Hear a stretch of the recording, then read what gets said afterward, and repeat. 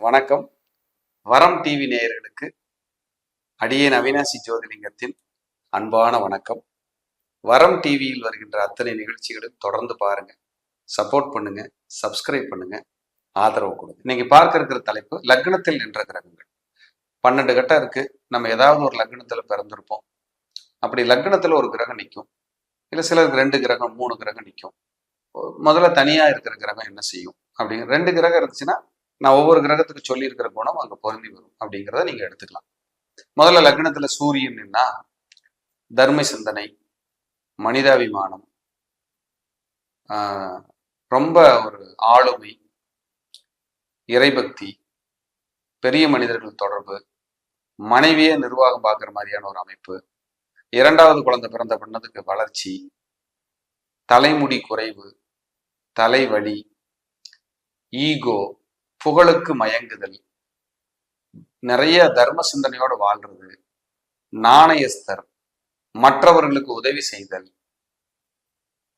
அதே போல எல்லாருக்கும் ஹெல்ப் பண்ணிட்டு எல்லாரும் நல்லா இருக்கணுங்கிற ஒரு எண்ணம், யார் பேச்சையும் கேட்க மாட்டாரு, மனசுக்கு என்ன படுதோ அதுதான். இதெல்லாம் லக்னத்துல இருக்கிற சூரியனோட வேலை. இந்த குணங்கள் லக்னத்துல சூரியன் இருக்கு அப்படின்னா நல்ல நிர்வாகி, மேனேஜ்மெண்ட் ஸ்கில் சூப்பரா இருக்கும். ஒரு விஷயத்த கொடுத்தீங்கன்னா பக்காவா பண்ணுவாங்க. எங்காவது ஒரு வேலையில மேனேஜராவோ சூப்பர்வைசராவோ முதலாளிக்கு அடுத்த லெவல்லையோ வேலை பார்க்கறத பார்க்க முடியும் லக்னத்துல சூரியன் இருந்தா. அவ்வளவு ஒரு ஆற்றல் சூரியனுக்கு. இவங்க நிறைய ஊர் சுத்தி வந்திருப்பாங்க. அந்த ஊர்ல அந்த ஹோட்டலை தெரியும், இந்த ஊர்ல இந்த கோயிலை தெரியும், இதெல்லாம் இவங்களை கேட்கலாம். எல்லாருக்கும் பிடிக்கும். அப்பானா ரொம்ப உலகம், அப்பாவை பிடிக்கும். மாமனார் மேலேயும் மரியாதை வச்சிருப்பாங்க. சிவ வழிபாடு நிறைய செய்வாங்க. அதே போல எதையாவது ஒன்று படிச்சுக்கிட்டே இருக்கணும், நாலேஜை உருவாக்கிக்கிட்டே இருக்கணும் நினைப்பாங்க. நிறைய சாஸ்திரங்கள் சம்பிரதாயங்களை தெரிஞ்சு வச்சிருப்பாங்க, மருத்துவ குறிப்புகள் தெரிஞ்சு வச்சிருப்பாங்க. அதே போல எல்லாருக்கும் ஒரு விஷயத்த அங்க இருக்கு இங்க இருக்குன்னு கைடு பண்ணுவாங்க. குழந்தைங்க மேல தீராத காதல் அன்பு இருக்கும். மனைவிக்கு இவங்களுக்கும் சில நேரங்களில் கான்ட்ரவர்சி வரும், போராட்டங்கள் இருக்கும். இவர் ஒரு தனிக்காட்டு ராஜா, இவரோட சுதந்திரத்துல தலையிட்ட பிடிக்காது. இதெல்லாம் லக்னத்தில் சூரியன் இருக்கிறதோட வேலை. இவங்க எப்பவுமே புகழோட தான் இருப்பாங்க. சீக்கிரம் வெளிச்சத்துக்கு வந்துக்குவாங்க. என்ன தகுதி என்ன சக்தியோ அதுல ஜெயிப்பாங்க, அதுல புகழுக்கு வருவாங்க, வெளிச்சத்துக்கு வருவாங்க அப்படிங்கிறது உண்மை. லக்னத்தில் சந்திரன் சலன மனசு, நிலையற்ற வருமானம், பயணம் பண்ணிக்கிட்டே இருக்கிறது, மனைவி வந்ததுக்கு அப்புறம் ஊர் மாறி வர்றது, 2 இடம் 3 இடம் வீடு மாறி இருக்கிறது. லக்னத்தில் சந்திரன் இருந்தாலும் மனச்சஞ்சலம், ஒரு முடிவெடுக்க முடியாத சூழல், குழப்பம், ஒரு முடிவுல ஸ்டெடியா இருக்க மாட்டாங்க. ஏதாவது ஒரு ரூபத்துல மற்றவங்களை விட நம்ம சிறப்பா இருக்கணும்னு நினைக்கிறதுல இவங்களுக்கு நிகர் இருந்தனா இன்னொருத்தரோட ஆதரவுனால மட்டும்தான் அவங்க ஜெயிக்க முடியும். லக்னத்துல யாருக்கு சந்திரன் இருந்தாலும் சரி. ஏன்னா சூரிய ஒளியினால் பிரதிபலிக்குதுங்கிறது சயின்ஸ். சந்திரன் அப்ப இன்னொருத்தரோட உதவியினாலதான் இவங்க ஜெயிக்க முடியும் அப்படின்னா எந்த மாற்று கருத்துக்கு இடமே இல்லை. ரொம்ப மனசு சரியில்லைன்னா டல் ஆயிடுவாங்க. ஏன்னா நிலா டல்லா தான் தெரியும், சூரியன் தான் பிரகாசமா தெரியும். அம்மானா உலகம், அம்மா தான் எதிரி, ரெண்டையுமே சொல்லுவாங்க. மாமியார் கிட்ட மரியாதையா நடந்துக்குவாங்க. வீடு காரு வாகனம் ரொம்ப பிடிக்கும். உணவு பிரியர்கள், ரசிச்சு ருசிச்சு சாப்பிட்டு 40 வயசுக்குள்ள உடம்ப கெடுத்துக்கிறவங்களும் லக்னத்தில் இருக்கிற சந்திரன் தான். லக்னத்தில் இருக்கிற சந்திரன் அடிக்கடி பயணம் பண்ணணும், டிராவல் பண்ணணும், ஹோட்டல்ல தான் சாப்பிடணும். இதெல்லாம் இவங்களுடைய ஹேபிட். இரவு நேரம் ரொம்ப நேரம் தூக்கம் முடிக்க வைக்கும், காலையில ரொம்ப நேரம் தூங்க வைக்கும். சில நாட்கள்ல இவங்க லைஃப் தலைகீழா போயிடும். அதுக்கப்புறம் நேராகும். ஏன்னா சந்திரன் காலையில பார்க்கும்போது தலைகீழா இருக்கிற மாதிரி தெரியும், நைட்டு வந்த சந்திரன். அதான் அந்த குணத்தை அப்படியே ஃபிட் பண்றோம். அதான் பிளானட்டோட வேலை. தலைகீழா போயிடுச்சு சார் ஒரு 5 வருஷம் லைஃபே அப்படின்னு சொன்னா லக்னத்து சந்திரன். இவங்களும் வெளியூர் வெளிநாடு வெளி மாநிலங்கள் பல இடங்கள் சுத்தி வரக்கூடிய அந்த அமைப்பு இருக்கும். வாகன பிரியர்கள், வேகமாக வாகனத்தை இயக்குபவர்கள் அப்படின்னு ஒரு கணக்கு. எல்லாரும் நல்லா இருக்கணும், எல்லாருக்காக ஒரு வாகனம் வாங்கணும்னு நினைச்சாங்கன்னா லக்ன சந்திரன். அடிக்கடி இடமாற்றம், ஸ்கூல் மாற்றம், வேலை மாற்றம், வீடு மாற்றம், மாற்றங்கள் மாறிக்கிட்டே இருக்கு உங்க லைஃப்ல. அதெல்லாம் இருந்துகிட்டே இருக்கும் லக்னத்தில் இருக்கிற சந்திரன்.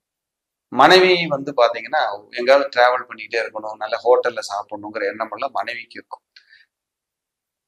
மனைவி வந்து கண்டிப்பா சுடுசோம்பேறியா தான் இருப்பாங்க. ஆண்கள் ஜாதத்துல லக்னத்துல சந்திரன் இருந்தா எல்லா வேலையும் தெரியும், செய்ய மாட்டாங்க. அப்புறம் பார்ப்போம் அப்படிங்கிற மாதிரியான ஒரு எண்ணங்கள். இல்லைன்னா வேலை போல உங்களுக்கு அதிகமா இருக்கலாம். அப்படி ஒரு கணக்கு. லக்னத்தில் செவ்வாய் வைராக்கிய கிரகம். சகோதர பாசம் நிறைய இருக்கும். என் அண்ணன், என் அக்கா, என் தம்பி, அவங்க கெட்டதே செஞ்சாலும் இவங்க ரொம்ப பாசமா வாழ்வாங்க. அந்த லைஃப் அந்த மாதிரி அவங்களுக்கு பிடிக்கும். இப்படித்தான் நான் இருப்பேன் அப்படின்னு இருப்பாங்க. லக்னத்துல செவ்வாய் இருந்தா வீடு, மனை, வாகனம் இதெல்லாம் 40 வயசுக்குள்ள அவங்களுக்கு கண்டிப்பா அமைஞ்சிடும். இவங்க பிறந்த 4 வயசுலயோ அல்லது 16 வயசுக்குள்ளேயோ அவங்க குடும்பத்துல ஒரு சொத்து வாங்குவாங்க, வீடு கட்டுவாங்க. லக்னத்துல சந்திரன். இவங்க அம்மாவுக்கு கண்டிப்பா ஏதாவது ஒரு சர்ஜரி மாதிரி நடக்கும். டிஸ்டர்ப் இருக்கும், பல்லு பிரச்சனை இருக்கும், சர்ஜரி வரும். இந்த மாதிரி இதெல்லாம் நம்ம லக்னத்தில் இருக்கிற செவ்வாய்க்கு சொல்லணும். இவங்களுக்கு ஆன்மீகம் ரொம்ப பிடிக்கும். இவங்க தலைமையில சுபகாரியங்கள் நிறைய நடக்கும். சுபகாரியங்களுக்கு முன்னாடி நின்று பேசுற யோகங்கள் இவங்களுக்கு கிடைக்கும். லக்னத்துல செவ்வாய் இருந்தா. லக்னத்துல செவ்வாய் இருந்தா ரொம்ப கோபக்காரர், பிடிவாதம், ஆளுமை. அவனுக்கு என்ன தெரியும், அவன்லாம் ஒரு ஆளா அப்படின்னு சொன்னா லக்ன செவ்வாய். இவரு நம்ம தான் பெருசு, நம்ம தான் உயர்ந்த ஆள், அடுத்தவங்களை அதிகாரம் பண்ற தோரணை, அடுத்தவங்களை காயப்படுத்துறதுல இவங்களுக்கு நிகர் இவங்க தான். லக்னத்துல செவ்வாய் இருந்தா போப்பா அப்படின்னு போயிட்டே இருப்பாங்க. வார்த்தைகளால் கொள்வது இவர்களுக்கு ஈஸியா தெரியும். அதுல வந்து இவங்க பிஹெச்டி, அதுல அவங்க குருசாமி. வார்த்தைகளால் கொள்றதுல ஏன்னா அந்த அந்த செவ்வாய்க்கு நிதானம் தெரியாது. ஸ்பீடு பிரேக்காவது இன்னொன்னாவது விட்டு தூக்குடா அப்படின்னா செவ்வாய் அப்படி ஸ்பீடு வேகம் போய் சிக்னல்ல பொறுக்க மாட்டாம அந்த இதுல டோல்கேட்ல ஹார்ன் அடிச்சுக்கிட்டு ஒருத்தர் தொந்தரவு பண்றது எல்லாமே செவ்வாய் தான். சொல்லும் போது கூட நகைச்சுவையா தான் இருக்குது. அந்த செவ்வாய் இப்ப ஜாதகம் பார்க்க வர்றாங்க, செவ்வாயோட ஆளுமை யாராவது வந்துட்டாங்கன்னு வைங்க, எப்படா இவங்களை பார்த்துட்டு ஒரு வேலை இருக்காது, பார்த்துட்டு கிளம்பலான்னு உட்கார்ந்து இருப்பாங்க. அந்த மாதிரி இந்த செவ்வாய் வந்து நம்மளை பாடா படுத்துங்க. பொறுமை தாங்க பரிகாரம். ஆனா எல்லாத்துக்கும் எல்லாம் செஞ்சுக்கிட்டு இருப்பாங்க, எல்லாத்துக்கும் முன்னாடி நிற்பாங்க. யாராவது குடும்ப பஞ்சாயத்து வருதுன்னா கூட இவங்க கிட்ட தான் வரும். இவர் தான் கரெக்டா பேசுவாருன்னு சொல்லி. அந்த செவ்வாய்க்கு வந்து அவ்வளவு ஆளுமைங்க. உண்மையிலேயே முருகப்பெருமான் அப்படித்தானுங்க. வேகம் மயில் எடுத்துட்டு சுத்தி வர்றாருல்ல, பழத்தை வாங்காம விட மாட்டேயா அப்படின்ட்டு. அந்த வேகம் செவ்வாய்க்கு உண்டாது. ஆனா விநாயகர் தாந்திரிகம், உட்கார்ந்த இடத்துல அம்மையப்பர் தான் உலகம் வாங்கிட்டாரு. அத கேது ஞானம், அத விநாயகருக்கு வச்சாங்க. செவ்வாய் அவசரம், முருகருக்கு ஓடு ஓடு ஊத்தணும், கொள் வதம் பண்ணு, சூரனை சம்ஹாரம் பண்ணு, இதெல்லாம் முருகருடைய பணி. பாருங்க எப்படி வச்சிருக்காங்க. இதெல்லாம் பிளானட்டுக்கும் இந்த தெய்வத்துக்கும் கனெக்ஷன் இருக்கு அப்படிங்கிறதுக்கு இதெல்லாம் ஆதாரம். இது உண்மை. அப்ப செவ்வாய் வந்து வைராக்கிய கிரகம், வேக கிரகம். அவங்க லைஃப் லக்னத்துல இருந்தா அவசரப்படாம இருந்தாலே பெரிய பரிகாரம். அடுத்தது புதன், வியாழன், சனி, ராகு, கேதுன்னு இருக்கு. அது அடுத்த எபிசோட்ல பார்க்கலாங்களா? நன்றி, வாழ்க வளமுடன்.